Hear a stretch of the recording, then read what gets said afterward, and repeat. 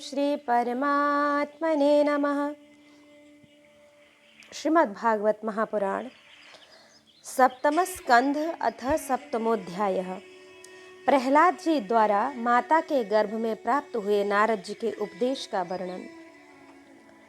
एवं दैत्यसुतैः पृष्टो महाभागवतो सुरः उवाच स्मयमानस्तान् स्मरन् मदनुभाषितम्।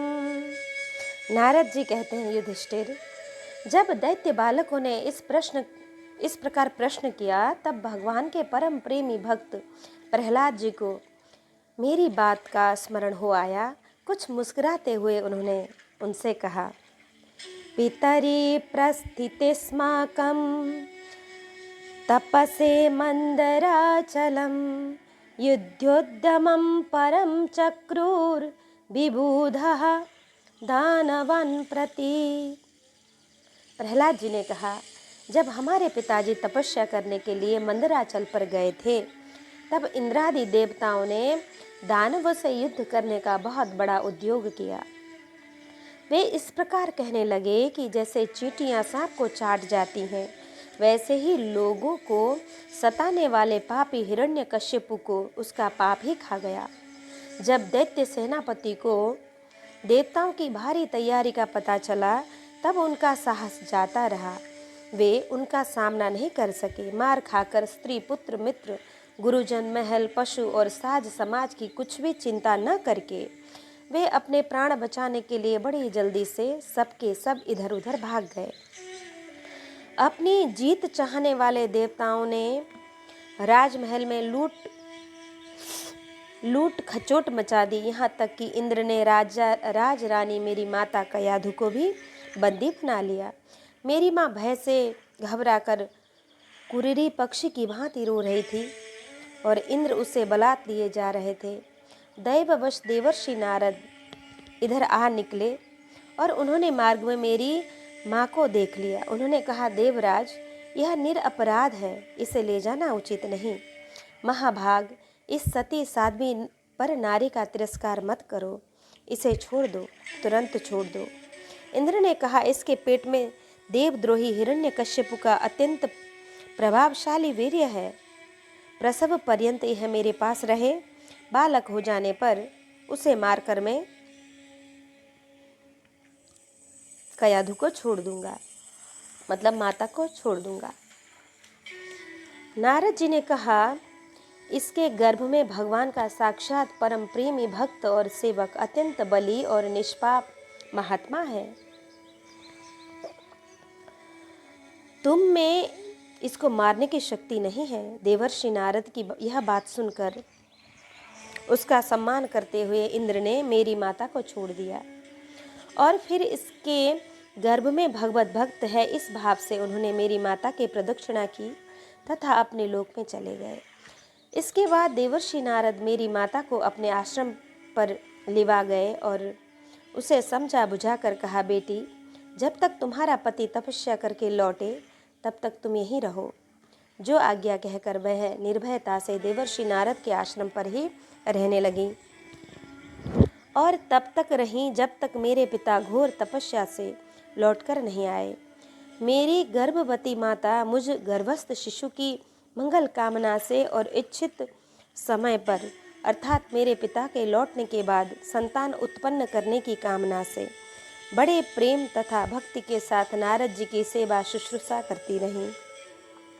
देवर्षि नारद जी बड़े दयालु और सर्वसमर्थ हैं। उन्होंने मेरी माँ को भागवत धर्म का रहस्य और विशुद्ध ज्ञान उपदेश किया। उपदेश करते समय उनकी दृष्टि मुझ पर भी थी।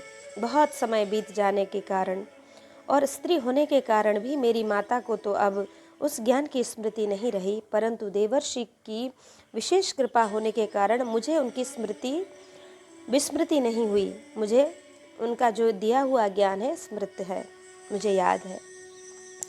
यदि तुम लोग मेरी इस बात पर श्रद्धा करो तो तुम्हें भी वह ज्ञान हो सकता है, क्योंकि श्रद्धा से ही स्त्री और बालकों की बुद्धि में बुद्धि भी मेरे ही समान शुद्ध हो सकती है। जैसे ईश्वर मूर्ति काल की प्रेरणा से वृक्षों के फल लगते हैं, ठहरते हैं, बढ़ते हैं, पकते हैं, क्षीण होते और नष्ट हो जाते हैं, वैसे ही जन्म अस्तित्व की अनुभूति, वृद्धि, परिणाम, क्षय और विनाश एक छह भाव विकार शरीर में ही देखे जाते हैं। आत्मा से इनका कोई संबंध नहीं। आत्मा नित्य, अविनाशी, एक क्षेत्रज्ञ, आश्रय, निर्विकार, स्वयं प्रकाश, सबका कारण, व्यापक, असंग तथा आवरण रहित है। ये 12 आत्मा के उत्कृष्ट लक्षण हैं। इनके द्वारा आत्म तत्व को जानने वाले पुरुष को चाहिए कि शरीर आदि में अज्ञान के कारण जो मैं और मेरे का झूठा भाव हो रहा है उसे छोड़ दे।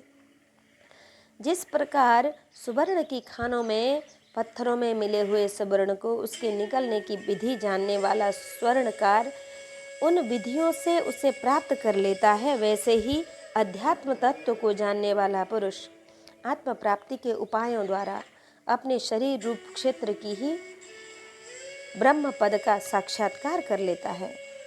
आचार्यों ने मूल प्रकृति, महतत्व, अहंकार और पंच तन्मात्राएं, इन 8 तत्वों को प्रकृति बतलाया है। इनके 3 गुण हैं, सत्व, रज और तम, तथा उनके विकार हैं 16, 10 इंद्रियां, 1 मन और 5 महाभूत। इन सब में एक पुरुष तत्व अनुगत है। इन सब का समुदाय ही देह है। यह 2 प्रकार का है, स्थावर और जंगम। इसमें अंतःकरण, इंद्रिय आदि अनात्म वस्तुओं का यह आत्मा नहीं है। इस प्रकार बांध करते हुए आत्मा को ढूंढना चाहिए। आत्मा सब में अनुगत है, परंतु है वह सब में पृथक। इस प्रकार शुद्ध बुद्धि से धीरे धीरे संसार की उत्पत्ति, स्थिति और उसके प्रलय पर विचार करना चाहिए। उतावली नहीं करनी चाहिए। जागृत, स्वप्न और सुषुप्ति, ये तीनों बुद्धि की प्रवृत्तियां हैं। इन प्रवृत्तियों का जिसके द्वारा अनुभव होता है वही सबसे अतीत, सबका साक्षी परमात्मा है। जैसे गंध से इसके आश्रय वायु का ज्ञान होता है, वैसे ही बुद्धि की इन कर्मजन्य एवं बदलने वाली तीनों अवस्थाओं के द्वारा इनमें साक्षी रूप से अनुगत आत्मा को जाने। गुणों और कर्मों के कारण होने वाला जन्म मृत्यु का यह चक्र आत्मा को शरीर और प्रकृति से पृथक न करने के कारण ही है। यह अज्ञान मूलक एवं मिथ्या है। फिर भी स्वप्न के समान जीव को इसकी प्रतीति हो रही है।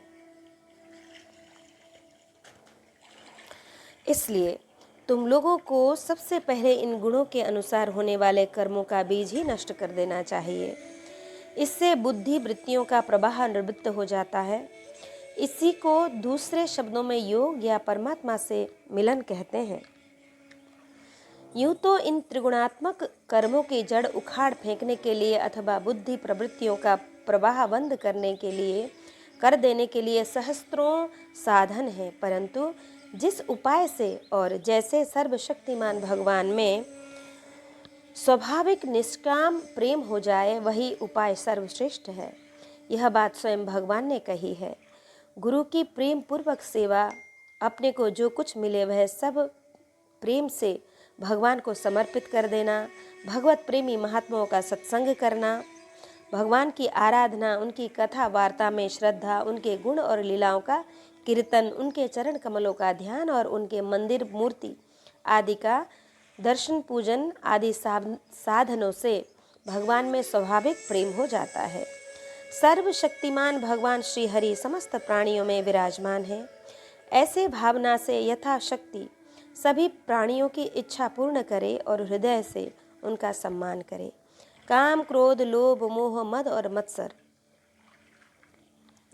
इन 6 शत्रुओं पर विजय प्राप्त करके जो लोग इस प्रकार भगवान की साधन भक्ति का अनुष्ठान करते हैं, उन्हें उस भक्ति के द्वारा भगवान श्री कृष्ण के चरणों में अनन्य प्रेम की प्राप्ति हो जाती है। जब भगवान के लीला शरीरों से किए हुए अद्भुत पराक्रम, उनके अनुपम गुण और चरित्रों को श्रवण करके अत्यंत आनंद के उद्रेक से मनुष्य का रोम रोम खिल उठता है, आंसुओं के मारे कंठ गदगद हो जाता है और वह संकोच छोड़कर जोर जोर से गाने, चिल्लाने और नाचने लगता है।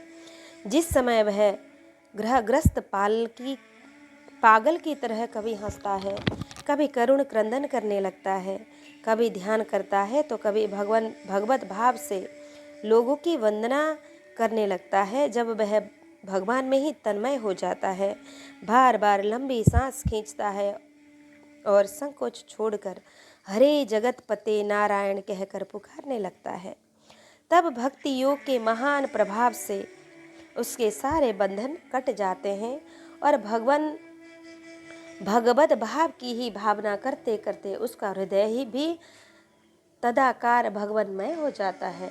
उस समय उसके जन्म मृत्यु के बीजों का खजाना ही जल जाता है और वह पुरुष श्री भगवान को प्राप्त कर लेता है। इस अशुभ संसार के दलदल में फंसकर अशुभमय हो जाने वाले जीवन के लिए भगवान की यह प्राप्ति संसार के चक्कर को मिटा देने वाली है। इसी वस्तु को कोई विद्वान ब्रह्म और कोई निर्वाण सुख के रूप में पहचानते हैं। इसलिए मित्रों, तुम लोग अपने अपने हृदय में हृदयेश्वर भगवान का भजन करो।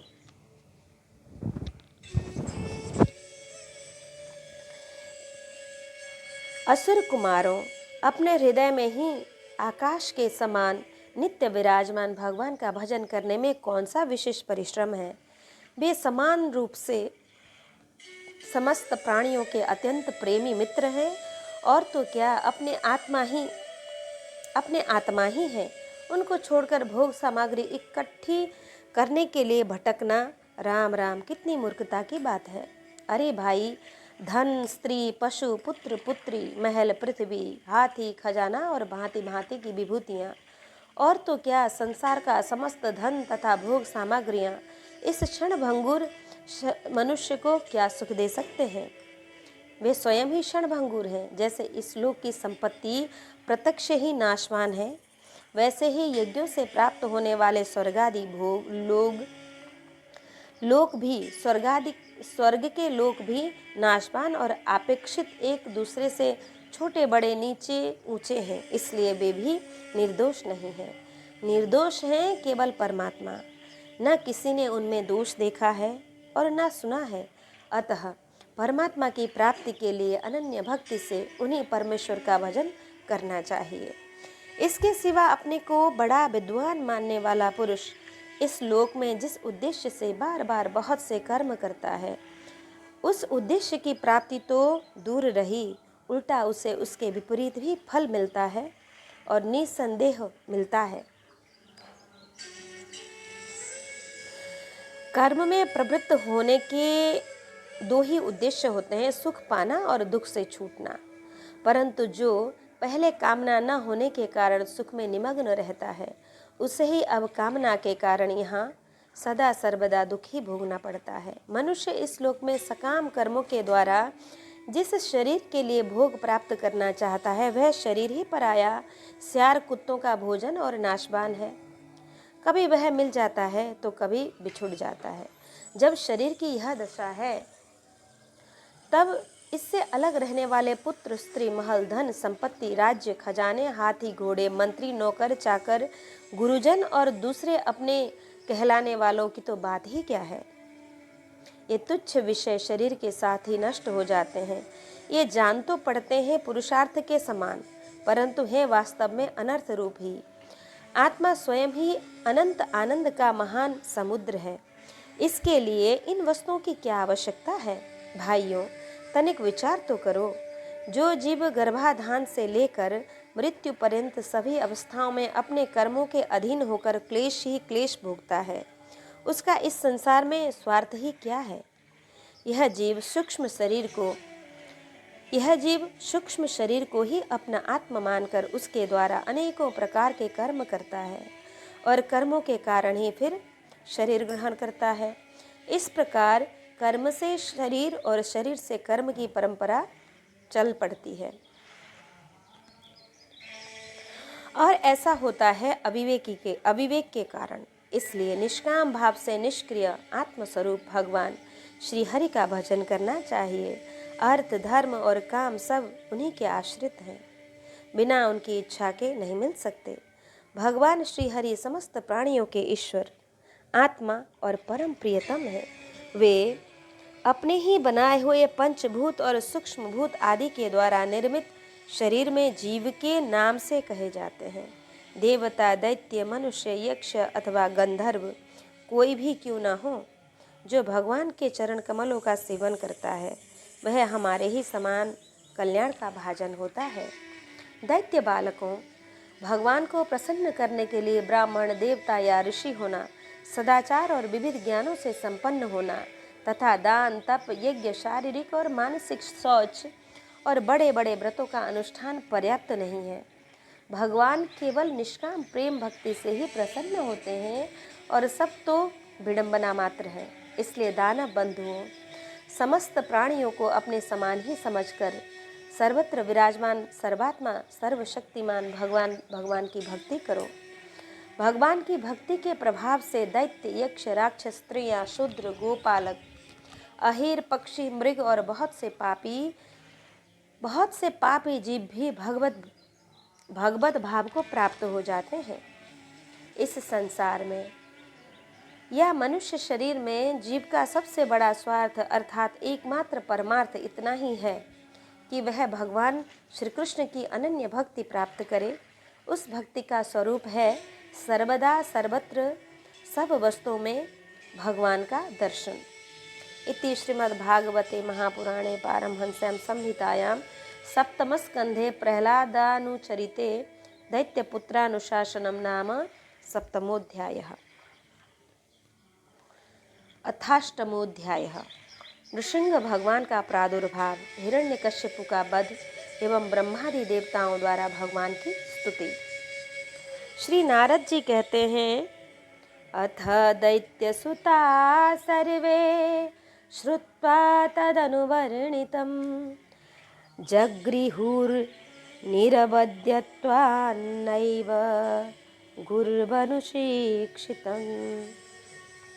प्रहलाद जी का वचन सुनकर दैत्य बालकों ने उसी समय से निर्दोष होने के कारण उनकी बात पकड़ ली। गुरुजी की दूषित शिक्षाओं की ओर उन्होंने ध्यान ही न दिया।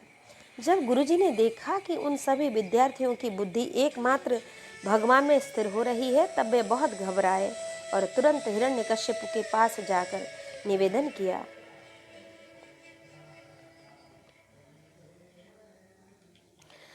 अपने पुत्र प्रहलाद की इस असह्य और अप्रिय अनीति को सुनकर क्रोध के मारे उसका शरीर थर-थर कांपने लगा।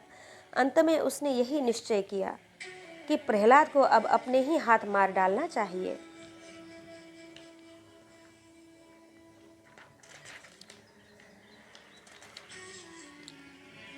मन और इंद्रियों को वश में रखने वाले प्रहलाद जी बड़ी नम्रता से हाथ जोड़कर चुपचाप हिरण्यकश्यपु के सामने खड़े थे और तिरस्कार के सर्वथा अयोग्य थे। परंतु हिरण्यकश्यपु स्वभाव से ही बहुत क्रूर था। वह पैर की चोट खाए हुए सांप की तरह फुफकारने लगा। उसने उनकी ओर पाप भरी टेढ़ी नज़र से देखा और कठोर वाणी से डांटते हुए कहा, मूर्ख, तू बड़ा उद्दंडी हो गया है, स्वयं तो नीच ही है, अब हमारे कुल के बालकों को भी फोड़ना चाहता है। तूने बड़ी ढिठाई से मेरी आज्ञा का उल्लंघन किया है। आज ही तुझे यमराज के घर भेजकर इसका फल चखाता हूँ। मैं तनिक सा क्रोध करता हूँ तो तीनों लोक और उनके लोकपाल कांप उठते हैं। फिर मूर्ख, तूने किसके बलबूते पर निडर की तरह मेरी आज्ञा के विरुद्ध काम किया है? प्रहलाद जी ने कहा, न केवलम में भव तश्च राजन सबैवलम बलिनां च परेशां परे वरे में स्थिरजंगमाये ब्रह्मादयो येन वशं प्रणीतः। दैत्यराज, ब्राह्मण से लेकर तिनके तक सब छोटे छोटे चर अचर जीवों को भगवान ने ही अपने वश में कर रखा है। न केवल मेरे और आपके बल्कि संसार के समस्त बलवानों के बल भगवान ही है। समस्त बलवानों के बल भी केवल वही हैं। वे ही पराक्रमी सर्वशक्तिमान प्रभु काल हैं तथा समस्त प्राणियों के इंद्रिय बल, मनोबल, देह बल, धैर्य बल, इंद्रिय भी वही हैं। वही परमेश्वर अपनी शक्तियों के द्वारा इस विश्व की रचना, रक्षा और संहार करते हैं। वे ही तीनों गुणों के स्वामी हैं। आप अपना यह आसुर भाव छोड़ दीजिए, अपने मन को सबके प्रति समान बनाइए। इस संसार में अपने वश में न रहने वाले कुमार्गगामी मन के अतिरिक्त और कोई शत्रु नहीं है। मन में सबके प्रति समता का भाव लाना ही भगवान की सबसे बड़ी पूजा है। जो लोग अपना सर्वस्व लूटने वाले इन 6 इंद्रियों रूपी डाकुओं पर तो पहले विजय नहीं प्राप्त करते और ऐसा मानने लगते हैं कि हमने 10 दिशाएं जीत ली, वे मूर्ख हैं। हाँ, जिस ज्ञानी एवं जितेंद्रिय महात्मा ने समस्त प्राणियों के प्रति समता का भाव प्राप्त कर लिया है,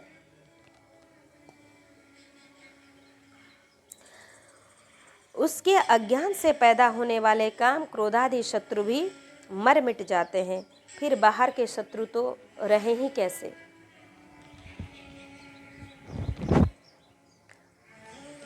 हिरण्यकश्यप ने कहा कि रे मंद बुद्धि, तेरे बहकने की भी अब हद ही हो गई। यह बात स्पष्ट है कि तू मरना चाहता है, क्योंकि जो मरना चाहते हैं वे ही ऐसी बेसिर पैर की बातें बका करते हैं। अभागे, तूने मेरे सिवा जो और किसी को जगत का स्वामी बतलाया है, सो देखूं तो तेरा वह जगदीश्वर कहाँ है। अच्छा, क्या कहा वह सर्वत्र है, तो इस खंभे में क्यों नहीं दिखाई देता। अच्छा, तुझे इस खंभे में भी दिखाई देता है। अरे, तू क्यों इतनी डींग हाँक रहा है। मैं अभी अभी तेरा सिर धड़ से अलग किए देखता हूँ। तेरा वह सर्वस्व हरि, जिस पर तुझे इतना भरोसा है, तेरी कैसे रक्षा करता है। इस प्रकार वह अत्यंत बलवान महादैत्य भगवान के परम प्रेमी प्रहलाद को बार बार झिड़कियाँ देता और सताता रहा। जब क्रोध के मारे वह अपने को रोक न सका, तब हाथ में खड्ग लेकर सिंहासन से कूद पड़ा और बड़े जोर से उस खंभ को एक घुसा मारा। उसी समय उस खंभे में एक बड़ा भयंकर शब्द हुआ। ऐसा जान पड़ा मानो वह ब्रह्मांड भी फट जाएगा। उसका इतना भयंकर शब्द हुआ, ऐसा जान पड़ा मानो यह ब्रह्मांड ही फट जाएगा। वह ध्वनि जब लोकपालों के लोक में पहुंची, तब उसे सुनकर ब्रह्मादि को ऐसा जान पड़ा मानो उनके लोकों का प्रलय ही हो रहा हो।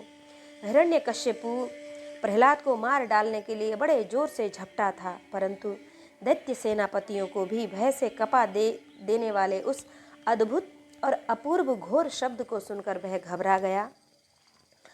घबरा हुआ सा दिखने लगा कि यह शब्द करने वाला कौन है, परंतु उसे सभा के भीतर कुछ भी दिखाई न पड़ा।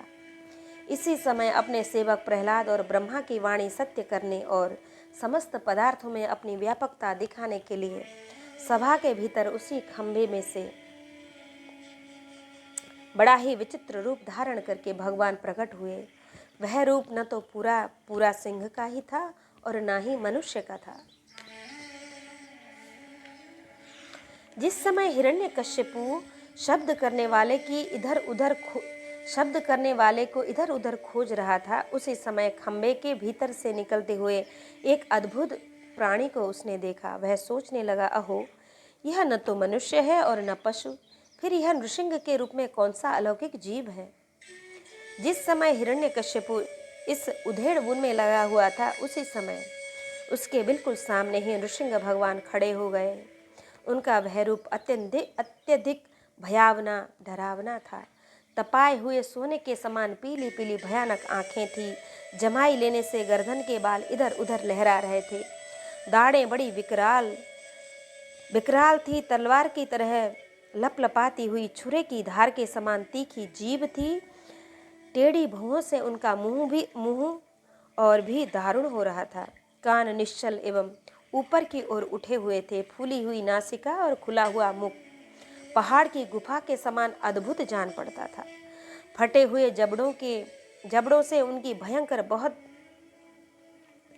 भयंकरता बहुत बढ़ गई थी। विशाल शरीर स्वर्ग का स्पर्श कर रहा था।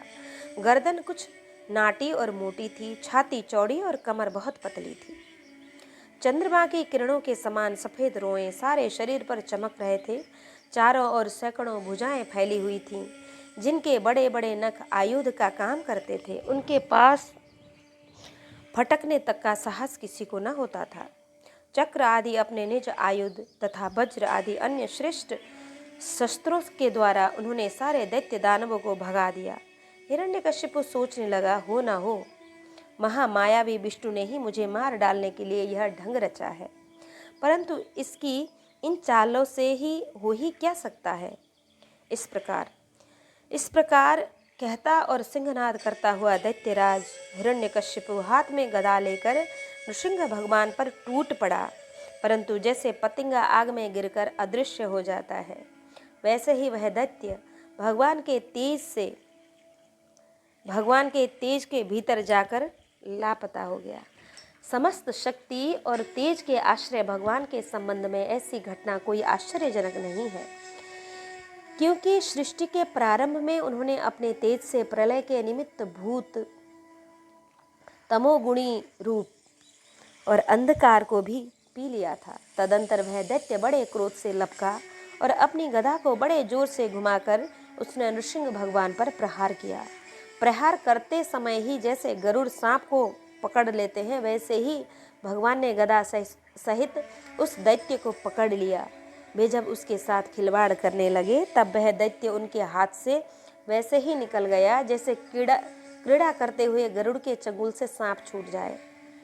युधिष्ठिर उस समय सब के सब लोकपाल बादलों में छिपकर इस युद्ध को देख रहे थे। उनका स्वर्ग तो हिरण्यकश्यप ने पहले ही छीन लिया था। जब उन्होंने देखा कि वह भगवान के हाथ से छूट गया, तब वे और भी डर गए। हिरण्यकश्यप ने भी यही समझा कि नृसिंह ने मेरे बलवीर्य से डर कर ही मुझे अपने हाथ से छोड़ दिया है। इस विचार से उसकी थकान जाती रही और वह युद्ध के लिए ढाल तलवार लेकर फिर उनकी ओर दौड़ पड़ा। उस समय वह बाज की तरह बड़े वेग से ऊपर नीचे उछल कूद कर इस प्रकार ढाल तलवार के पैतरे लगाने लगा कि जिससे उस पर आक्रमण करने का अवसर ही न मिले। तब भगवान ने बड़े ऊंचे स्वर से प्रचंड और भयंकर अट्टहास किया, जिससे हिरण्यकश्यप की आंखें बंद हो गईं। फिर बड़े वेग से झपट कर भगवान ने उसे वैसे ही पकड़ लिया जैसे सांप चूहे को पकड़ लेता है। जिस हिरण्यकश्यप के चमड़े पर वज्र की चोट से भी खरोंच नहीं आई थी, वही अब उनके पंजे से निकलने के लिए जोर से छटपटा रहा था। भगवान ने सभा के दरवाजे पर ले जाकर उसे अपनी जांघ पर गिरा लिया और खेल खेल में अपनी नखों से उसे उसी प्रकार फाड़ डाला जैसे गरुड़ महाविषधर सांप को चीर डालते हैं। उस समय उनकी क्रोध से भरी विकराल आंखों की ओर देखा नहीं जाता था। वे अपनी लपलपाती हुई जीभ से फैले हुए मुंह के दोनों कोने चाट रहे थे। खून के छींटों से उनका मुंह और गर्दन के बाल लाल हो रहे थे। हाथों को मारकर गले में आंतों की माला पहने हुए थे। मृगराज के समान उनकी शोभा हो रही थी। उन्होंने अपने तीखे नखों से हिरण्यकश्यप का कलेजा फाड़कर उसे जमीन पर पटक दिया। उस समय हजारों दैत्य दानव हाथों में शस्त्र लेकर भगवान पर प्रहार करने के लिए आए, पर भगवान ने अपनी भुजा रूपी सेना से, लातों से और नख रूपी शस्त्रों से चारों ओर खदेड़ खदेड़ कर उन्हें मार डाला। युधिष्ठिर उस समय भगवान नृसिंह के गर्दन के बालों की फटकार से बादल तितर पितर होने लगे। उनके नेत्रों की ज्वाला से सूर्य आदि ग्रहों का तेज फीका पड़ गया। उनके श्वास के धक्के से समुद्र क्षुब्ध हो गया।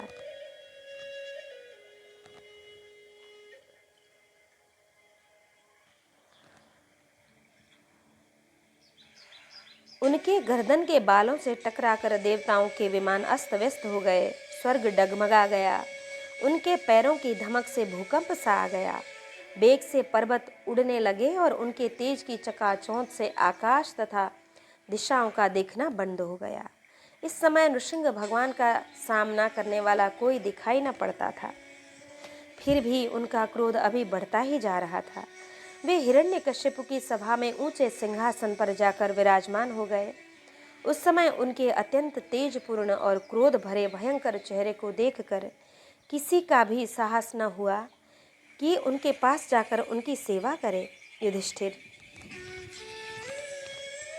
जब स्वर्ग की देवियों को यह शुभ समाचार मिला तो तीनों लोगों के सिर की पीड़ा का मूर्तिमान स्वरूप हिरण्यकश्यपु युद्ध में भगवान के हाथों मार डाला गया। तब आनंद के उल्लास से उनके चेहरे खिल उठे। वे बार बार भगवान पर पुष्पों की वर्षा करने लगीं। आकाश में विमानों से आए हुए भगवान के दर्शनार्थी देवताओं की भीड़ लग गई। देवताओं के ढोल और नगारे बजने लगे, गंधर्वराज गाने लगे, अप्सराएं नाचने लगी। तात इसी समय ब्रह्मा, इंद्र, शंकर आदि देवता, ऋषि, मुनि, पितर, सिद्ध, विद्याधर, महानाग, मनु, प्रजापति, गंधर्व, अप्सराएं, चारण, यक्ष, किमपुरुष, बेताल, सिद्ध, किन्नर और सुनंद कुमुद आदि भगवान के समीप सभी पार्षद उनके पास गए।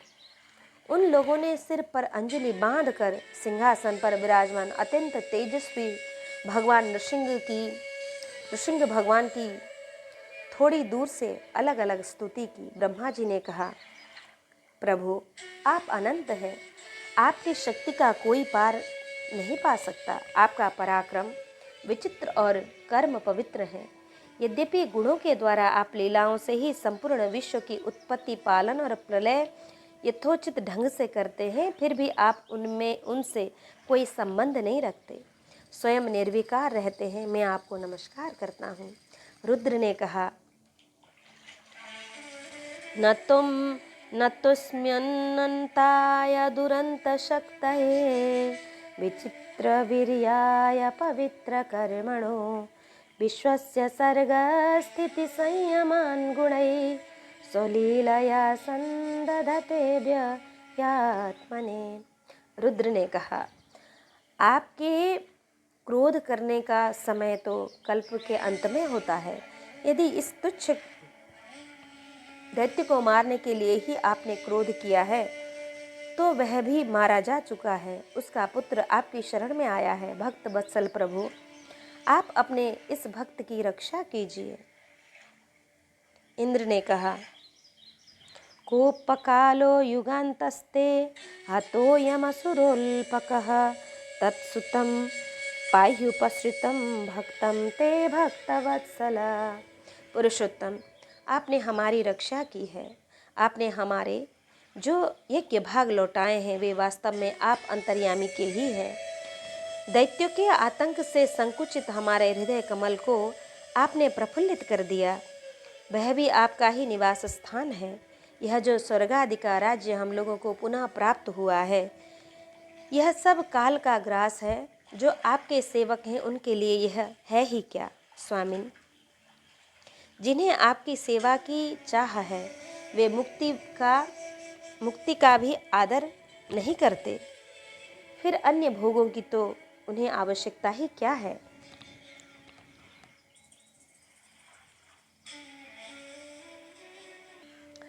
ऋषियों ने कहा, पुरुषोत्तम, आपने तपस्या के द्वारा ही अपने में लीन हुए जगत की फिर से रचना की थी और कृपा करके उसी आत्म तेज स्वरूप श्रेष्ठ तपस्या का उपदेश आपने हमारे लिए भी किया था।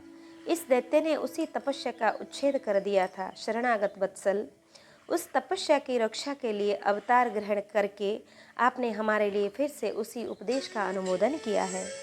पितरों ने कहा, प्रभु, हमारे पुत्र हमारे लिए पिंडदान किया करते हैं।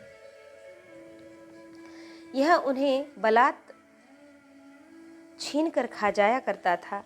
जब वे पवित्र तीर्थ में या संक्रांति आदि के अवसर पर नैमित्तिक तर्पण करते या तिलांजलि देते तब उसे भी यह पी जाता। आज आपने अपने नखों से उसका पेट फाड़कर वह सब का सब लौटाकर मानो हमें दे दिया है। आप समस्त धर्मों के एकमात्र रक्षक हैं। नृसिंहदेव, हम आपको नमस्कार करते हैं।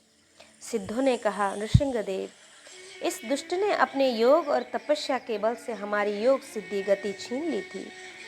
अपने नखों से आपने उस घमंडी को फाड़ डाला है। हम आपके चरणों में विनीत भाव से नमस्कार करते हैं। विद्याधरों ने कहा, यह मूर्ख हिरण्यकश्यपु अपने बल और वीरता के घमंड में चूर था। यहाँ तक कि हम लोगों ने विविध धारणाओं से जो विद्या प्राप्त की थी उसे इसने व्यर्थ कर दिया था। आपने युद्ध में यज्ञ पशु की तरह इसको नष्ट कर दिया। अपनी लीला से नृसिंह बने हुए आपको हम नित्य निरंतर प्रणाम करते हैं। नागों ने कहा, इस पापी ने हमारी मणियों और हमारी श्रेष्ठ और सुंदर स्त्रियों को भी छीन लिया था। आज उसकी छाती फाड़कर आपने हमारी पत्नियों को बड़ा आनंद दिया है। प्रभु, हम आपको नमस्कार करते हैं। मनुओं ने कहा, देवाधिदेव, हम आपके आज्ञाकारी मनु हैं। इस दैत्य ने हम लोगों की धर्म मर्यादा भंग कर दी थी। आपने उस दुष्ट को मारकर बड़ा उपकार किया है। प्रभु, हम आपके सेवक हैं, आज्ञा कीजिए, हम आपकी क्या सेवा करें। प्रजापतियों ने कहा, परमेश्वर, आपने हमें प्रजापति बनाया था, परंतु इसके रोक देने से हम प्रजा की सृष्टि नहीं कर पाते थे। आपने इसकी छाती फाड़ डाली और यह जमीन पर सर्वदा के लिए सो गया। सत्यमय मूर्ति धारण करने वाले प्रभु, आपका यह अवतार संसार के कल्याण के लिए है। गंधर्वों ने कहा, प्रभु, हम आपके नाचने वाले, अभिनय करने वाले और संगीत सुनाने वाले सेवक हैं। इस दैत्य ने अपने बल, वीर्य और पराक्रम से हमें अपना गुलाम बना रखा था। उसे आपने इस दशा को पहुंचा दिया। सच है, कुमार्ग से चलने वाले का भी क्या कभी कल्याण हो सकता है। चारणों ने कहा, प्रभु, आपने सज्जनों के हृदय को पीड़ा पहुंचाने वाले इस दुष्ट को समाप्त कर दिया। इसलिए हम आपके उन चरण कमलों की शरण में हैं, जिनके प्राप्त होते ही जन्म मृत्यु संसार चक्र से छुटकारा मिल जाता है। यक्षों ने कहा, भगवान, अपने श्रेष्ठ कर्मों के द्वारा हम लोग अपने सेवकों में प्रधान गिने जाते हैं, परंतु हिरण्यकश्यपु ने हमें अपनी पाल की ढोने वाला कहार बना लिया था। प्रकृति के नियामक परमात्मा इसके कारण होने वाले अपने निज जनों को कष्ट जानकर आपने इसे मार डाला है। किम पुरुष ने कहा, हम लोग अत्यंत तुच्छ किम पुरुष हैं और आप सर्वशक्तिमान महापुरुष हैं। जब सत्पुरुषों ने इसका तिरस्कार किया, इसे धिक्कारा, तभी आज आपने इस कुपुरुष असुराधम को नष्ट कर दिया है। बैतालिकों ने कहा, भगवान, बड़ी बड़ी सभा और ज्ञान यज्ञों में आपके निर्मल यश का गान करके हम बड़ी प्रतिष्ठा पूजा प्राप्त करते थे। इस दुष्ट ने हमारी वह आजीविका ही नष्ट कर दी थी। बड़े सौभाग्य की बात है कि महारोग के समान इस दुष्ट को आपने जड़ मूल से उखाड़ दिया। किन्नरों ने कहा, हम किन्नरगण आपके सेवक हैं। यह दैत्य हमसे बेगार में ही काम लेता था। भगवान, आपने कृपा करके आज इस पापी को नष्ट कर दिया। प्रभु, आप इसी प्रकार हमारा अभ्युदय करते रहें। भगवान के पार्षदों ने कहा, शरणागत वत्सल, संपूर्ण लोकों को शांति प्रदान करने वाला आपका यह अलौकिक नृसिंह रूप हमने आज ही देखा है। भगवान, यह दैत्य आपका ही वही आज्ञाकारी सेवक था जिसे सनकादि ने शाप दे दिया था। हम समझते हैं आपने कृपा करके इसके उद्धार के लिए ही इसका वध किया है। इति श्रीमद्भागवते महापुराणे पारमहंस्यां संहितायां सप्तमस्कन्धे प्रह्लादानुचरिते दैत्यराजवधे नृसिंहस्तवो नामाष्टमोऽध्याय। अथ नवमोऽध्यायः। प्रहलाद जी के द्वारा नृसिंह भगवान की स्तुति। नारद जी कहते हैं, एवं सुरादयः सर्वे ब्रह्मरुद्रपुरःसरा नोपैतुम शक्न्मन्यु संरम्भं सुदुरासदम्। इस प्रकार ब्रह्मा, शंकर आदि सभी देवतागण नृसिंह भगवान को शांत न कर सके और न उनके पास जा सके। किसी को उनका ओर छोर नहीं दिखता था। देवताओं ने उन्हें शांत करने के लिए स्वयं लक्ष्मी जी को भेजा। उन्होंने जाकर जब नृसिंह भगवान का वह महान अद्भुत रूप देखा, तब भयवश वे भी उनके पास तक न जा सकीं। उन्होंने ऐसा अनूठा रूप न कभी देखा और न सुना ही था। तब ब्रह्मा जी ने अपने पास ही खड़े प्रहलाद को यह कहकर भेजा कि बेटा, तुम्हारे पिता पर ही तो भगवान कुपित हुए थे, अब तुम ही उनके पास जाकर उन्हें शांत करो। भगवान के परम प्रेमी प्रहलाद जो आज्ञा कहकर और धीरे से भगवान के पास जाकर हाथ जोड़कर पृथ्वी पर साष्टांग लौट गए। भगवान ने देखा कि नन्हा सा बालक मेरे चरणों के पास पड़ा हुआ है।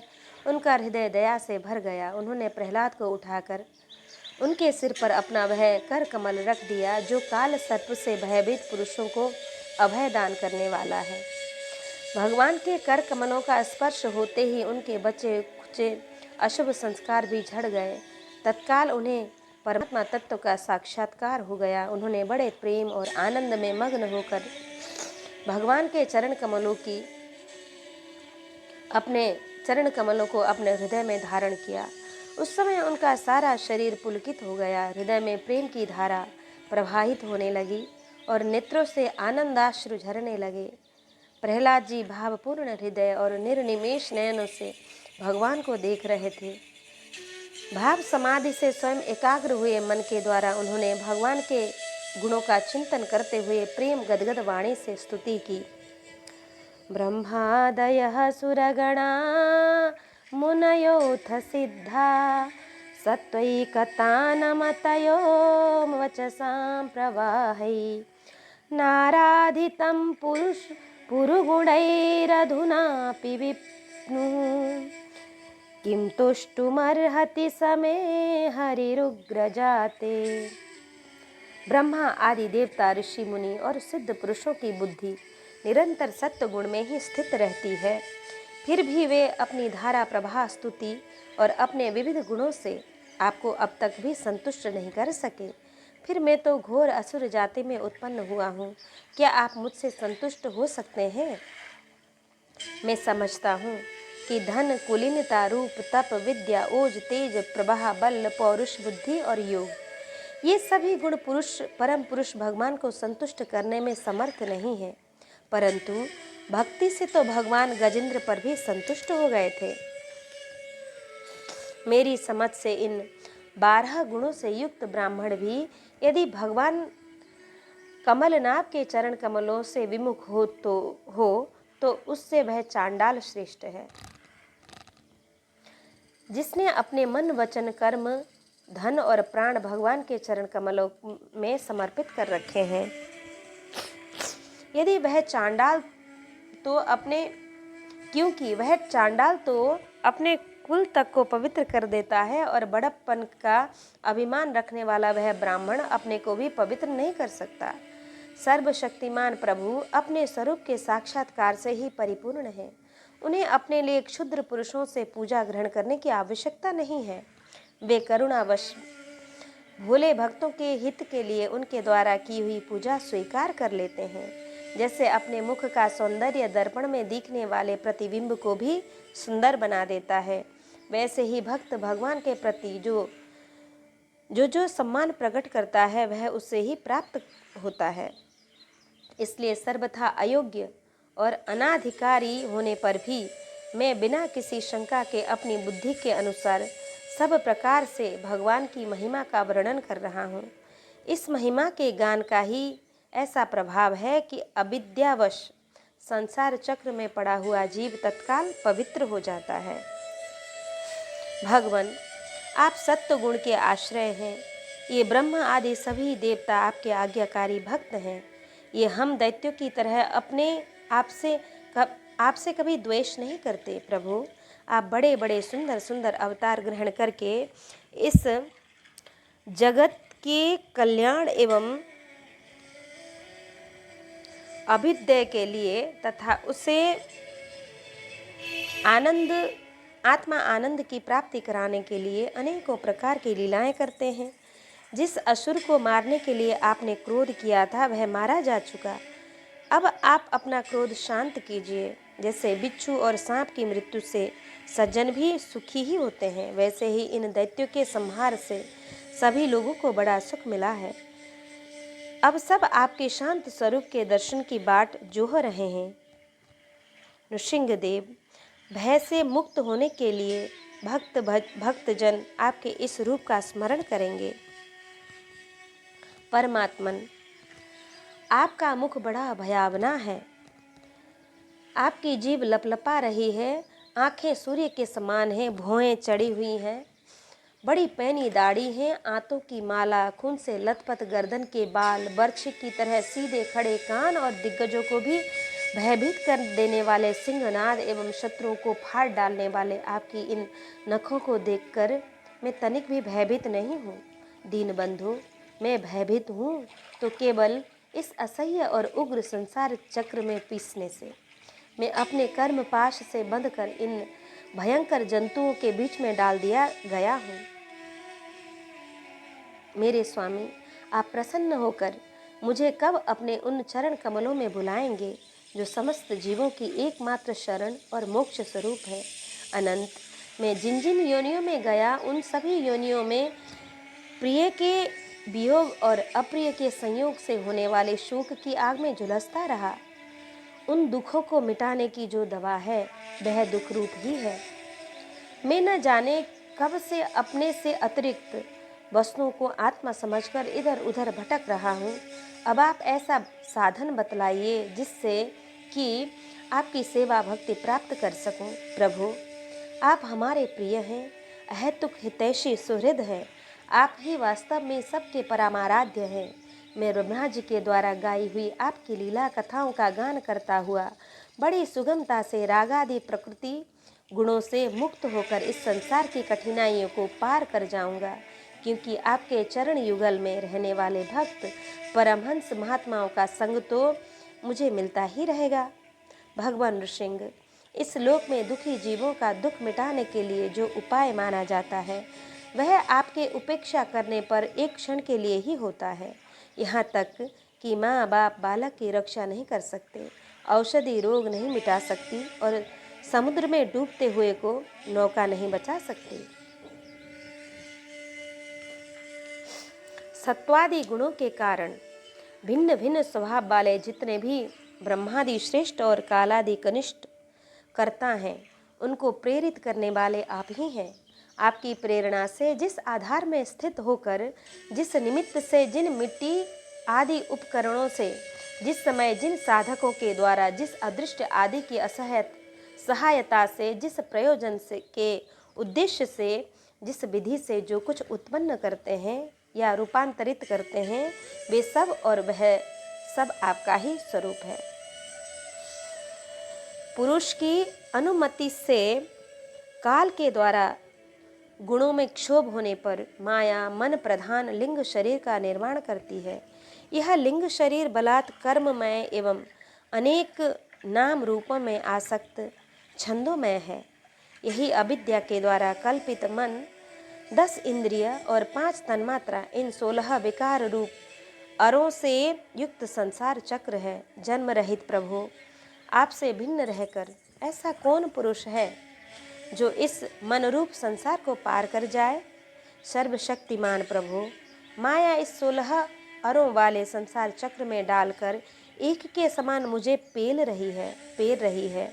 आप अपनी चैतन्य शक्ति से बुद्धि के समस्त गुणों को सर्वदा पराजित रखते हैं और काल रूप से संपूर्ण साध्य और साधनों को अपने अधीन रखते हैं। मैं आपकी शरण में आया हूँ, आप मुझे इससे बचाकर अपनी सन्निधि में खींच लीजिए। भगवान, जिनके लिए संसारी लोग बड़े लालायित रहते हैं, स्वर्ग में मिलने वाली समस्त लोकपालों के वह आयु, लक्ष्मी और ऐश्वर्य मैंने खूब देख लिए। जिस समय मेरे पिता तनिक क्रोध करके हंसते थे और उससे उनकी भुएं थोड़ी टेढ़ी हो जाती थी, तब उन स्वर्ग की संपत्तियों के लिए कहीं ठिकाना नहीं रह जाता था, वे लूटती फिरती थी। किंतु आपने उसे उन पिता को भी मार डाला, किंतु आपने मेरे उन पिता को भी मार डाला। इसलिए मैं ब्रह्मलोक तक की आयु, लक्ष्मी, ऐश्वर्य और वे इंद्रिय भोग, जिन्हें संसार के प्राणी चाहा करते हैं, नहीं चाहता, क्योंकि मैं जानता हूँ कि अत्यंत शक्तिशाली काल रूप धारण करके आपने उन्हें ग्रस रखा है। इसलिए मुझे आप अपने दासों की सन्निधि में ले चलिए। विषय भोग की बातें सुनने में ही अच्छी लगती हैं। वास्तव में वे मृग तृष्णा के जल के समान नितांत असत्य हैं, और यह शरीर भी जिससे वे भोगे जाते हैं अगणित रोगों का उद्गम स्थान है। कहाँ वे मिथ्या विषय भोग और कहाँ यह रोग युक्त शरीर। इन दोनों की क्षण भंगुरता और असारता जानकर भी मनुष्य इनसे विरक्त नहीं होता। वह कठिनाइयों से प्राप्त होने वाले भोग के नन्हे नन्हे मधु बिंदुओं से अपनी कामना की आग बुझाने की चेष्टा करता है। प्रभु, कहाँ तो इस तमोगुणी असुर वंश में रजोगुण से उत्पन्न हुआ मैं, और कहाँ आपकी अनंत कृपा। धन्य है आपने अपना परम प्रसाद स्वरूप और सकल संतापहारी वह कर कमल मेरे सिर पर रखा है, जिसे आपने ब्रह्मा, शंकर और लक्ष्मी के सिर पर भी नहीं रखा। दूसरे संसारी जीवों के समान आप में छोटे बड़े का भेदभाव नहीं है, क्योंकि आप सबके आत्मा और अकारण प्रेमी हैं। फिर भी कल्प वृक्ष के समान आपका कृपा प्रसाद भी सेवन भजन से ही प्राप्त होता है। सेवा के अनुसार ही जीवों पर आपकी कृपा का उदय होता है। उसमें जातिगण, उच्चता या नीचता कारण नहीं है। भगवान, यह संसार एक ऐसा अंधेरा कुआं है जिसमें काल रूप सर्प डसने के लिए सदा तैयार रहता है। विषय भोगों की इच्छा वाले पुरुष उसी में गिरे हुए हैं। मैं भी संगवश उसके पीछे उसी में गिरने जा रहा हूँ। परंतु भगवान, देवर्षि नारद ने मुझे अपना कर बचा लिया, तब भला मैं आपके भक्तजनों की सेवा कैसे छोड़ सकता हूँ। अनंत, जिस समय मेरे पिता ने अन्याय करने के लिए कमर कसकर हाथ में खड्ग ले लिया और वह कहने लगा कि यदि मेरे सिवा कोई और ईश्वर है तो तुझे बचा ले, मैं तेरा सिर काटता हूँ, उस समय आपने मेरे प्राणों की रक्षा की और मेरे पिता का वध कर दिया। मैं तो समझता हूँ कि आपने अपने प्रेमी भक्त सनकादि ऋषियों का वचन सत्य करने के लिए ही वैसा किया था। भगवान, यह संपूर्ण जगत एकमात्र आप ही है, आपका ही है, क्योंकि इसके आदि में आप ही कारण रूप से थे, अंत में आप ही अवधि के रूप में रहेंगे और बीच में इसकी प्रतीति के रूप में आप ही होंगे और केवल आप ही होंगे। आप अपनी माया से गुणों के परिणाम स्वरूप इस जगत की सृष्टि करके इससे पहले से विद्यमान रहने पर भी प्रवेश की लीला करते हैं और उन गुणों से युक्त होकर अनेक मालूम पड़ रहे हैं।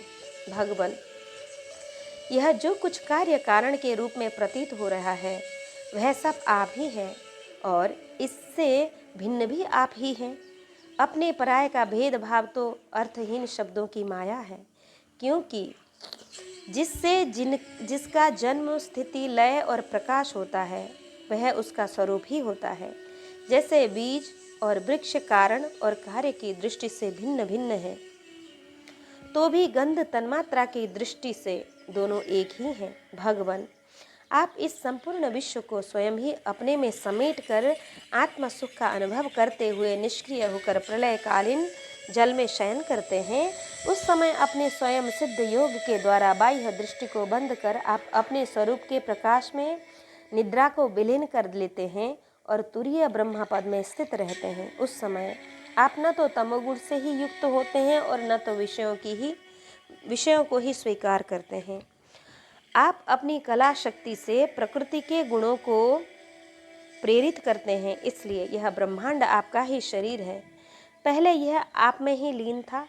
जब प्रलयकालीन जल के भीतर शीर्ष सैया पर शयन करने वाले आपने योग निद्रा की समाधि त्याग दी, तब बट के बीज से विशाल वृक्ष के समान आपकी नाभि से ब्रह्मांड कमल उत्पन्न हुआ। उस पर सूक्ष्मदर्शी ब्रह्मा जी प्रकट हुए।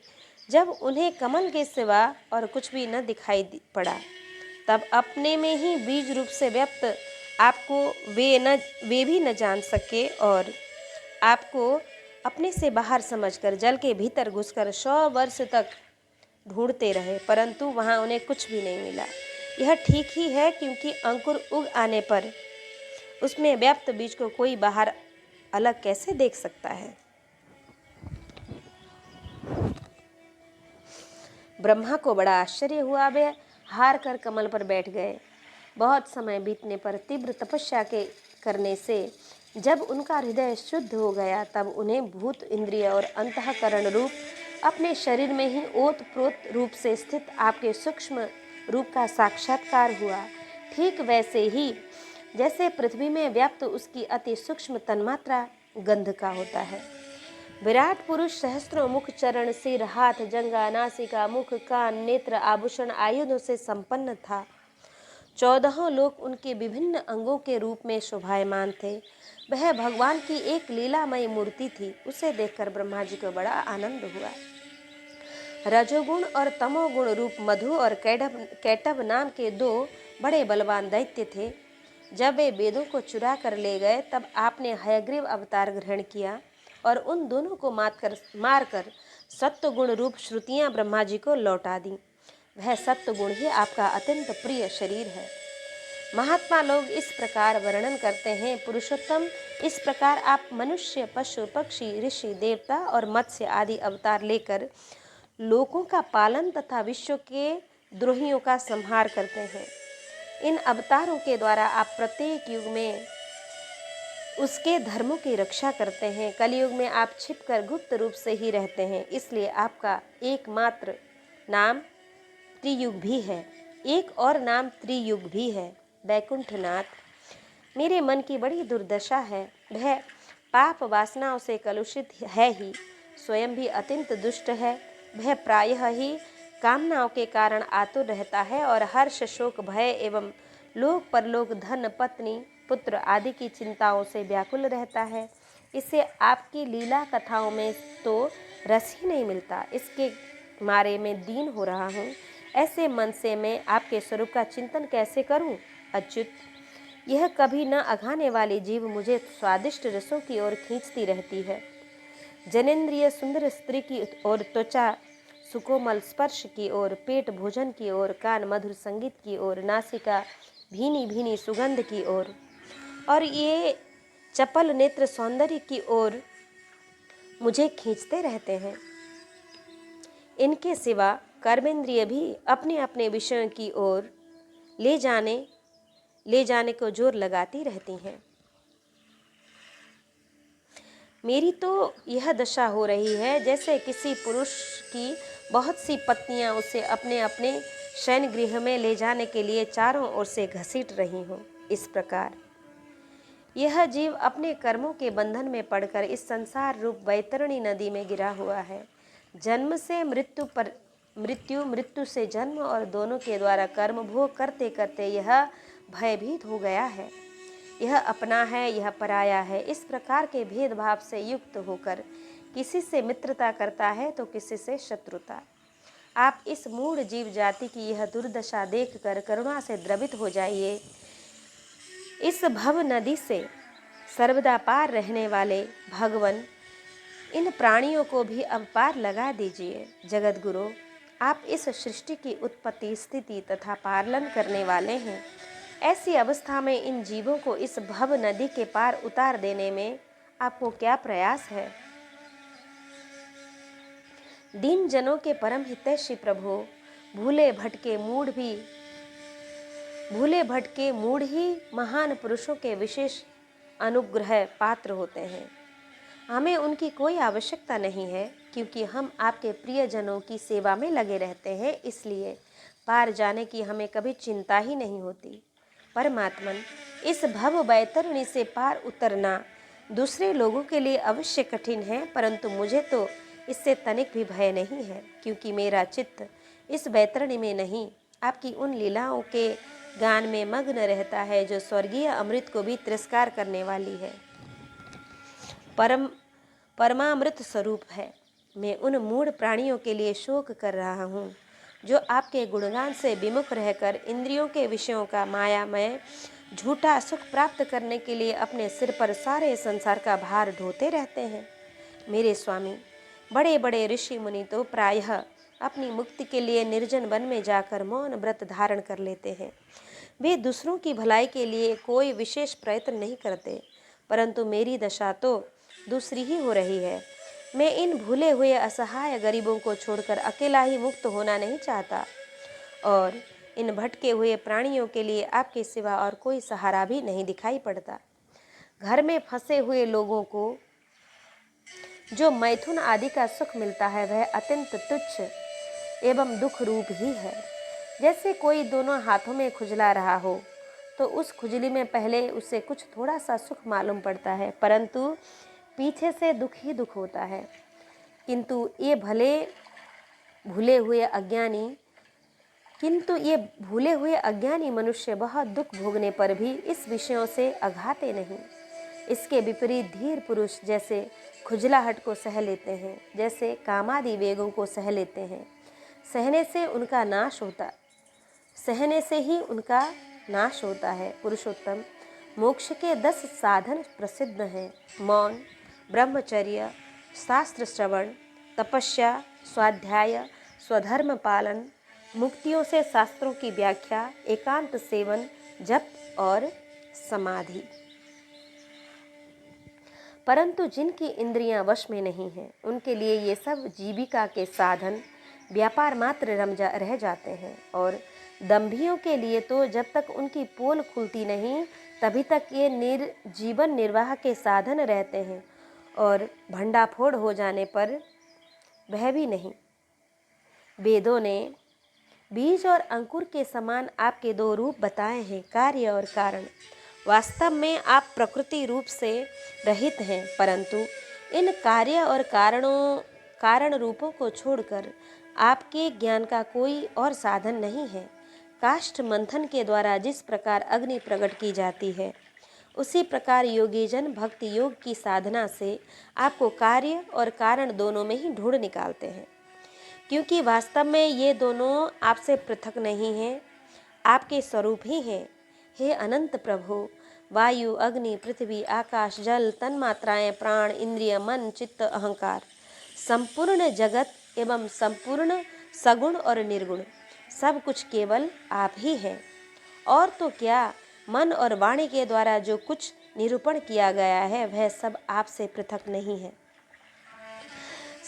समग्र कृति के आश्रय भगवान, ये सत्वादि गुण और इन गुणों के परिणाम महत्वत्तादि देवता, मनुष्य एवं मन आदि कोई भी आपका स्वरूप जानने में समर्थ नहीं है, क्योंकि ये सब आदि अंत वाले हैं और आप अनादि एवं अनंत हैं। ऐसा विचार करके ज्ञानी जन शब्दों की माया से उपरत हो जाते हैं। परम पूज्य, आपकी सेवा के 6 अंग हैं: नमस्कार, स्तुति, समस्त कर्मों का समर्पण, सेवा, चरण कमलों का चिंतन और लीला कथा का श्रवण। इस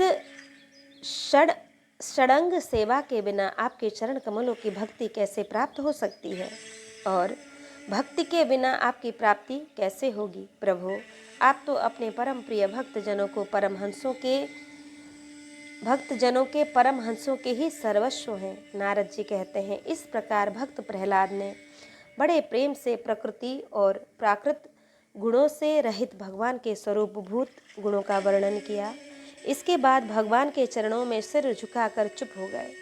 नृसिंह भगवान का क्रोध शांत हो गया और वे बड़े प्रेम तथा प्रसन्नता से बोले, प्रहलाद भद्र भद्रम ते प्रीतोहम ते सुरोत्तमा वरम वृष्णिश स्वभीमतं कामपूरम पूरोस्म्यहम नृणाम।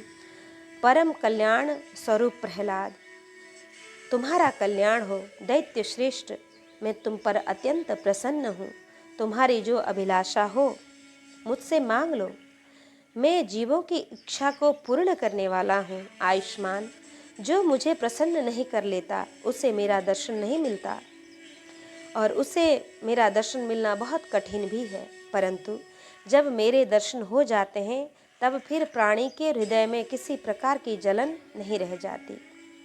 मैं समस्त मनोरथों को पूर्ण करने वाला हूँ, इसलिए सभी कल्याणकामी परम भाग्यवान साधुजन जितेंद्रिय होकर अपनी समस्त वृत्तियों से मुझे प्रसन्न करने का ही यत्न करते हैं। असुर कुलभूषण प्रहलाद जी भगवान के अनन्य प्रेमी थे, इसलिए बड़े बड़े लोगों को प्रलोभन में डालने वाले वरों के द्वारा प्रलोभित किए जाने पर भी उन्होंने उनकी इच्छा नहीं की।